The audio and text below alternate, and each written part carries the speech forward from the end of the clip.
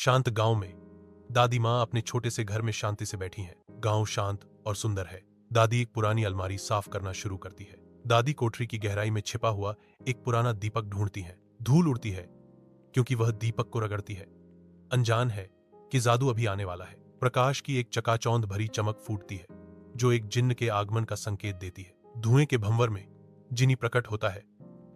उसकी आंखें प्राचीन जादू से चमकती हैं। दादी अम्मा पीछे हट जाती हैं। आश्चर्य और डर एक उभरती हुई मुस्कान के साथ मिल जाता है। जिन्नी घोषणा करता है, मैं अलादीन का जिन्न हूं। आपने मुझे आजाद किया है। अब मैं आपकी 3 इच्छाएं पूरी करूंगा। दादी के घर में धूप आती है जो इलायची और पुरानी किताबों की खुशबू से भरी है। दादी शांति से कहती हैं, बेटा, डरने की कोई बात नहीं है, लेकिन सोचने की बात है।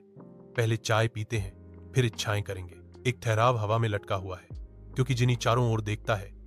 भ्रम उसके चेहरे पर छा जाता है। सूर्य की रोशनी दादी के घर को भर देती है।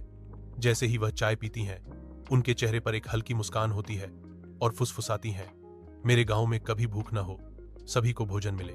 जिन्न एक उंगली घुमाता है, कथावाचक घोषणा करता है, पूरा गांव ताजे फल, सब्जियों और अनाज से भरा हुआ है। दादी की आंखें आशा से चमकती हैं जब वह अपनी दूसरी इच्छा व्यक्त करती हैं। हर बच्चे को पढ़ने में सक्षम होना चाहिए और गांव में एक बड़ा पुस्तकालय बनाया जाए। अब गांव के बच्चे किताबों में डूबे हुए हैं। दादी बोलती हैं, उनकी आवाज प्यार और स्नेह से भरी हुई है।